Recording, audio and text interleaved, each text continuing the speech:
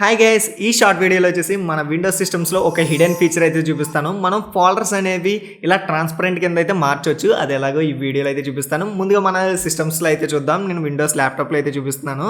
ఇప్పుడైతే చూద్దాం.